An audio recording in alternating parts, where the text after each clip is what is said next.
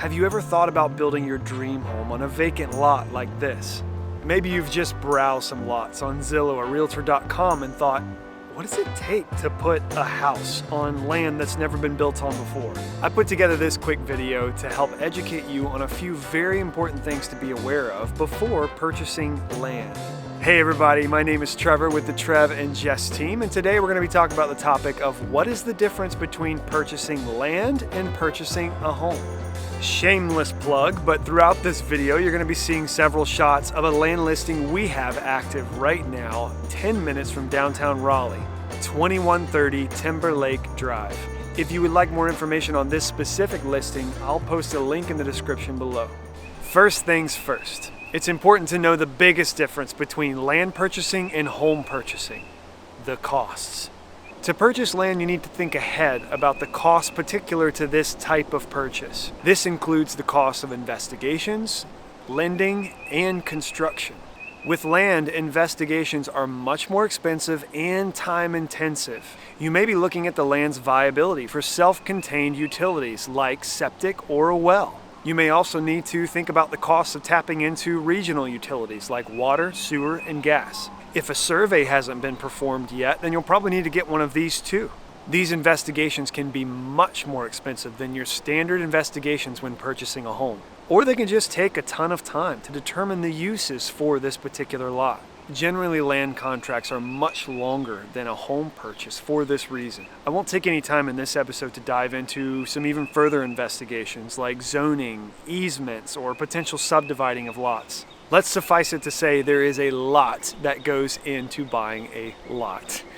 Just like in a home purchase, you will be offering a due diligence fee in order to tie you to the contract and give you a period in which to investigate the property. However, unlike a home purchase, your due diligence is typically not that much money. Sellers know it takes a lot of time and money to figure out if this land is going to be usable for what you want to do, so they don't typically ask for much.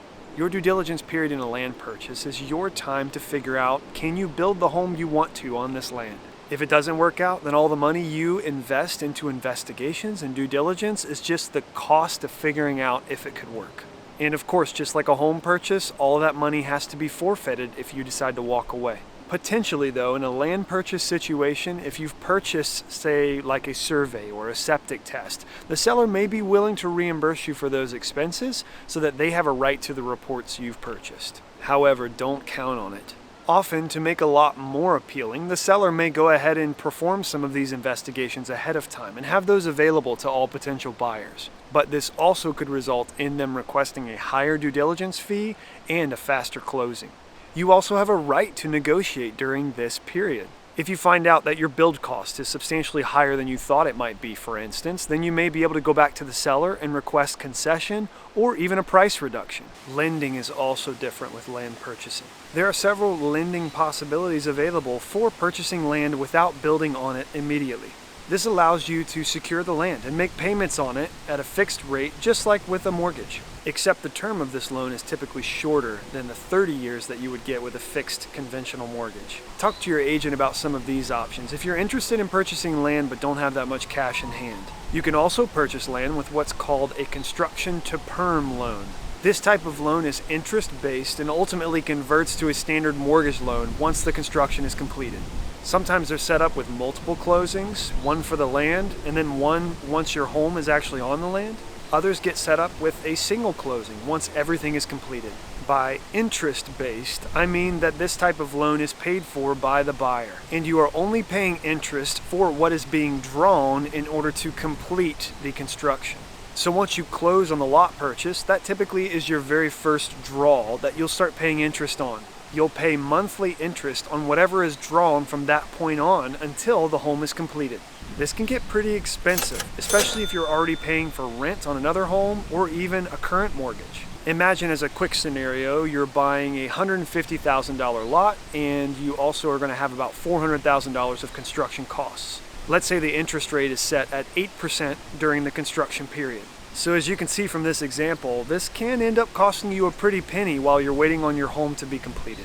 So absolutely worth counting the cost before you jump into this process. You also aren't assured that the builder will be able to finish on time. Several factors may affect the build time, and a lot of those are out of the GC's control, so you may be along for the ride in terms of costs. Some builders have the capability of funding this process themselves, but they will often charge you that in the build cost.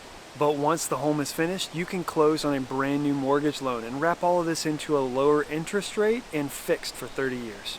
Worth noting, just to tie up the differences here between building a home on your own lot like this or purchasing a resale home or even a spec home built by a builder. In most situations, when building your own home, you are the source for funding, not the builder. So any delays, unforeseen changes in costs, or any hiccups will come out of your pocket. So it's super important to find a reputable builder that can deliver your home quickly and efficiently and help you avoid some of these costs that might pop up. I don't mean to dissuade you in the least. Building a home on a lot you pick out is an incredible opportunity. Often it can cost you even less in the long run than finding something that's already built. You may find a resale home on the perfect lot, but then you have to deal with age and deferred maintenance. Or you even might find a new construction home that's already built, but the lot it's being built on, they're charging a premium for something that isn't that great. It's definitely worth noting some of these things before you jump in, because purchasing a vacant lot has a whole world of issues and costs to be aware of. I hope this video gave you a better idea of how you could potentially pull that off though. If this video was helpful to you, I hope you would subscribe to my channel so I can help reach more people with this great educational content. And if this is your first time joining us today, go check out some of my other videos that talk all about purchasing and selling in North Carolina. Have a great day, friends, and stay tuned for more videos coming to you every single week.